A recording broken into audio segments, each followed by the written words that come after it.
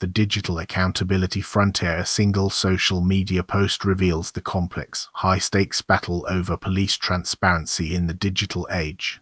The user post regarding David Shores, an unidentified Oklahoma law enforcement officer, represents a critical data point in the evolving landscape of police accountability. Platforms like the referenced CopBlaster.com serve as decentralized archives, aggregating allegations and officer data to circumvent traditional institutional gatekeeping. This action triggers automated dissemination via networks like Mastodon, tagged for visibility within movements focused on decartification and justice system reform. The immediate technical blockade of the source website by Chromium underscores the central conflict. Public demand for transparency clashes directly with legal, ethical, and technical countermeasures employed to control sensitive information.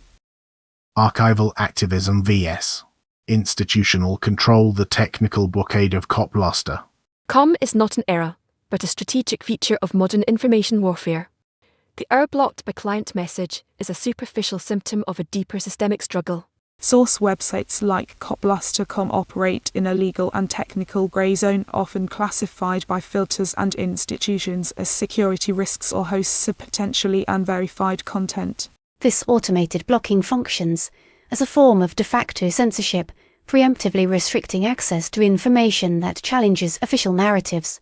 The practice of doxing or publishing officer details, while controversial, is leveraged by accountability groups as a tool to track officers with histories of complaints, a function they argue fails within closed internal affairs processes. The tags law enforcement, police accountability frame the data not as mere information, but as a lever for systemic change. The mechanics of decentralized scrutiny. The life cycle of the David Shores post demonstrates a potent, three-phase model of modern public oversight.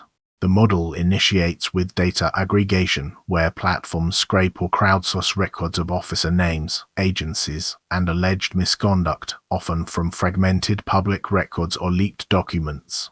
This leads to publication and tagging, where the data is structured and released with strategic hashtags, transforming an individual case into a searchable node within broader advocacy networks. Oklahoma, decertification. The final phase is amplification and countermeasure, where the post is syndicated across federated social networks, while simultaneously triggering institutional technical counter-strategies, such as the Chromium block. This creates a resilient, if chaotic, ecosystem where information persists and circulates even when primary sources are suppressed, forcing accountability conversations into the public sphere.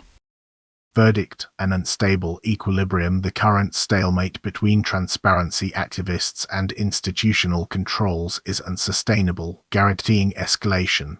The blockade of CopBlaster.com will not erase the data on David Shores, it merely migrates and fragments it, increasing reputational risk through loss of context and verification. For law enforcement agencies in Oklahoma and beyond, the strategic imperative is shifting from pure information suppression to proactive narrative management and transparent internal reform to undermine the demand for these external databases. The predicted consequence is a technological arms race featuring more sophisticated geofencing, illegal threats against archivists, and the weaponization of terms of service violations.